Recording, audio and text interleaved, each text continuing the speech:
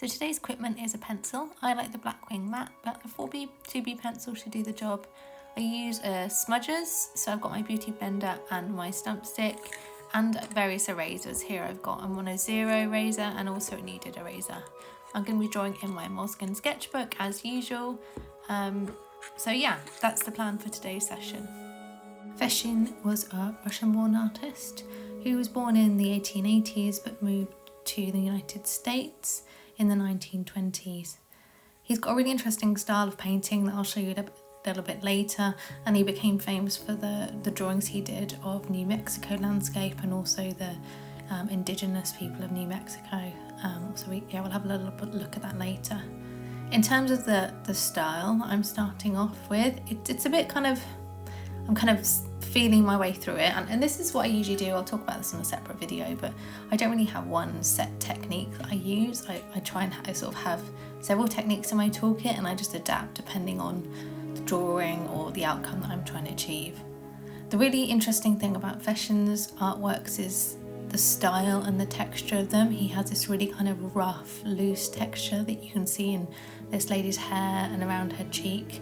So I think the trick for me was really figuring out how I could replicate that when just using a pencil and also on such very smooth paper. I get the feeling that Nicolai's work was on quite rough paper, so just kind of trying to figure out how I can replicate that. I'm using the side of my pencil quite a lot and pressing quite lightly just to kind of feel my way through the face.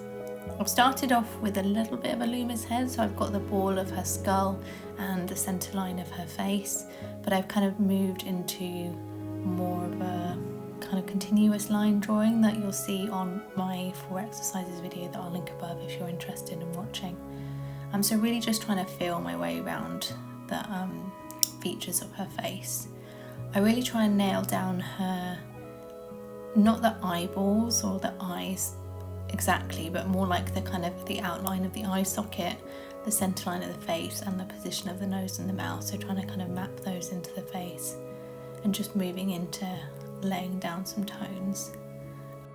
I won't really be talking through the process so much because I think the process I've used for this one is a little bit unusual, but just watch how I get along, and I'll talk in a few places where I think there's things that I'm doing that'll be quite interesting for you to know, or kind of thoughts that I had as I was drawing. Here is some of Fechin's work that I wanted to share. His paintings and drawings have such a very distinctive style, and there's something about the abstract nature, the randomness, the noise in his drawings I just find so amazing to look at, and the more practice I get at painting and drawing, the more I admire it. I can't help but feel like copying works of artists like this, you just learn so much than you would just studying their picture at a glance.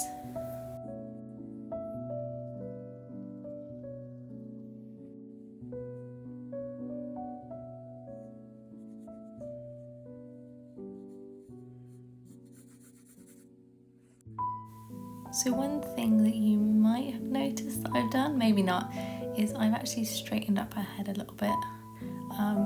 I do this quite a lot. It's something that I try and catch myself in and stop myself from doing, but it doesn't always work.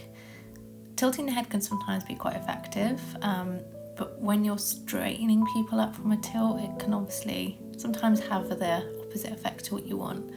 Nicolai's drawing, the lady is almost kind of leaning forward, whereas because I have straightened her up, it almost looks like her head's leaning back, so it's kind of lost some of the impact that I was looking for.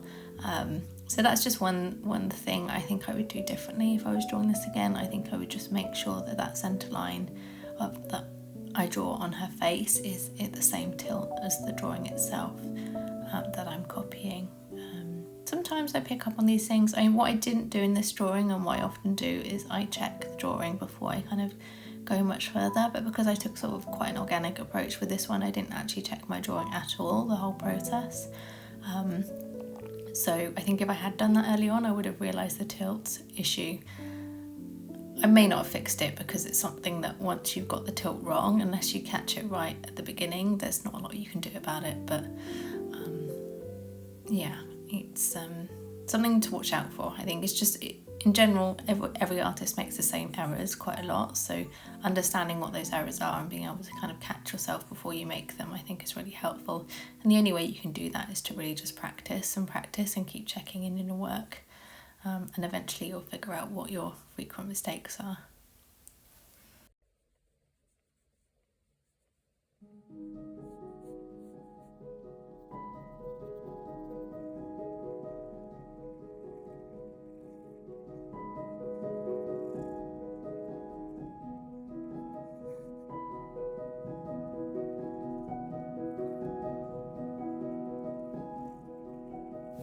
So you'll notice I'm still using the side of my pencil.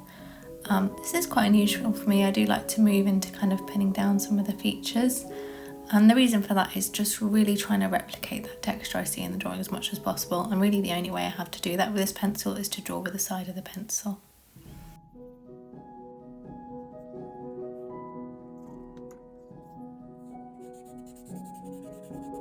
Just starting to bring out a little bit of smudging. I'm very worried that my smudge brush is picked up a little bit of graphite in my previous uses. You can see the end's quite dirty. A good way around this is to use your kneaded eraser and just make sure that you clean off the tip of the smudger with the kneaded eraser, so it's nice and clean.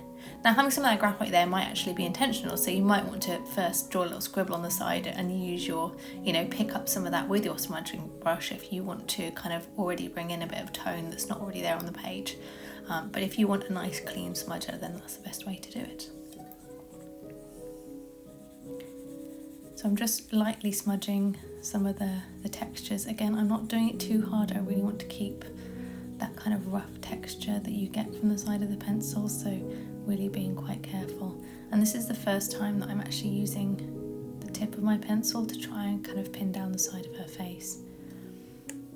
It's not bad to leave the edges of the face until later on. It depends how you're drawing. If you're doing what I'm doing, which is using everything as kind of comparative measurements with everything else, then it can actually be quite helpful to leave the edges of the face till later on in the drawing. When you're drawing from life as well, someone's face turns quite a lot, so if you can get the features pinned down and then figure out the edges of the face, sometimes that works better as well.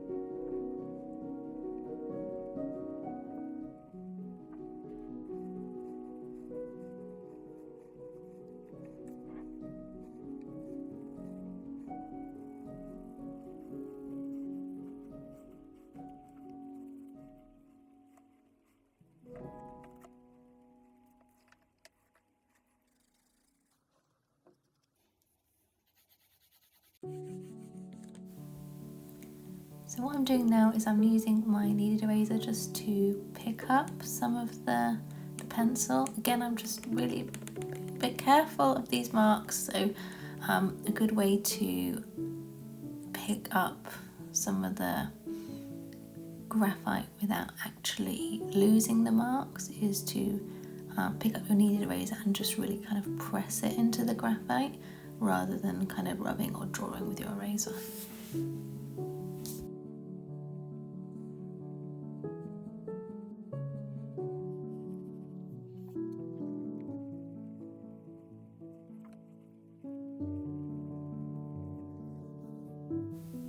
Here I'm trying to pin down her eye. So she's got very distinctive eyelids and eyes, so really trying to figure out where they sit in her face and get the shape of them correct.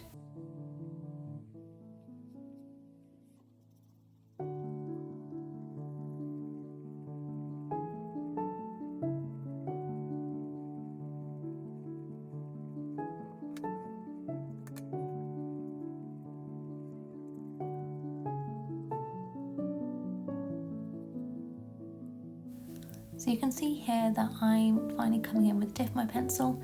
I have it sharpened super sharp. The sharpener that you get with the black sort we can buy with the blackwing pencil is really good for this, but any good sharpener should do the job.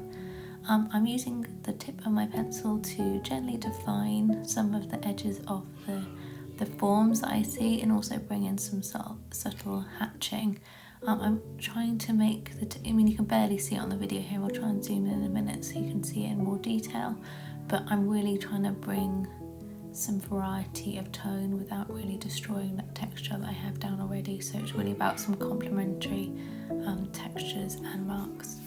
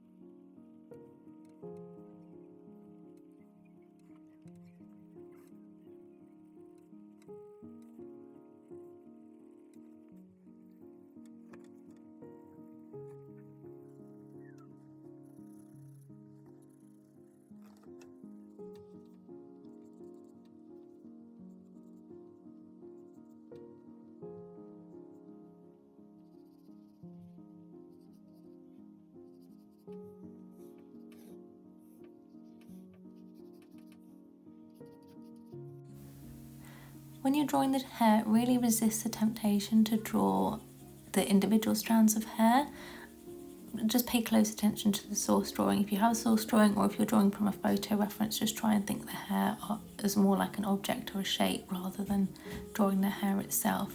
You can see Fechin has some marks that kind of illustrate some of the hairs, but mostly it's just kind of a really textured, dark, smudged out mess. So I'm really going to try and replicate that as much as I can, and make sure I have the same dark tone, I guess, that I'm seeing in the drawing on the left hand side.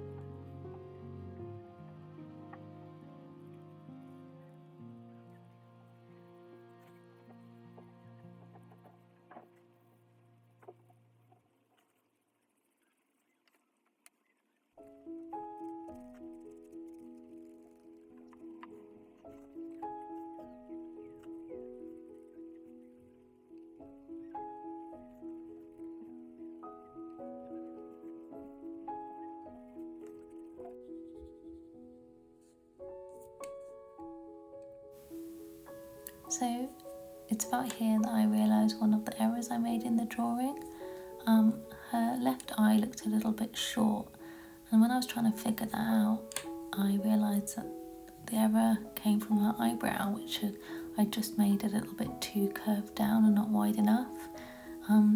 It's really annoying and frustrating how like a little mistake that you might make might snowball.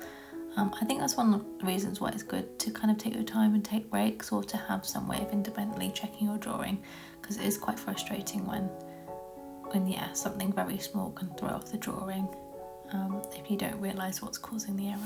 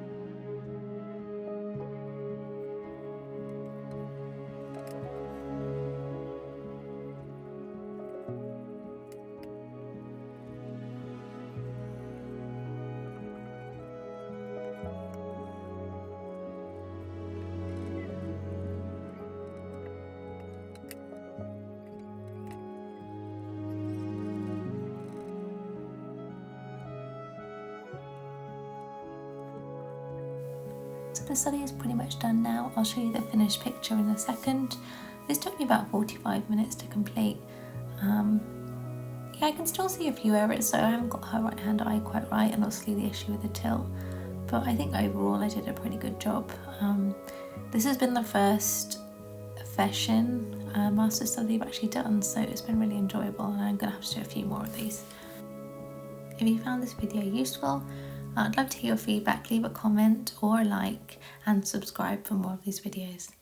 Thanks very much. Bye bye.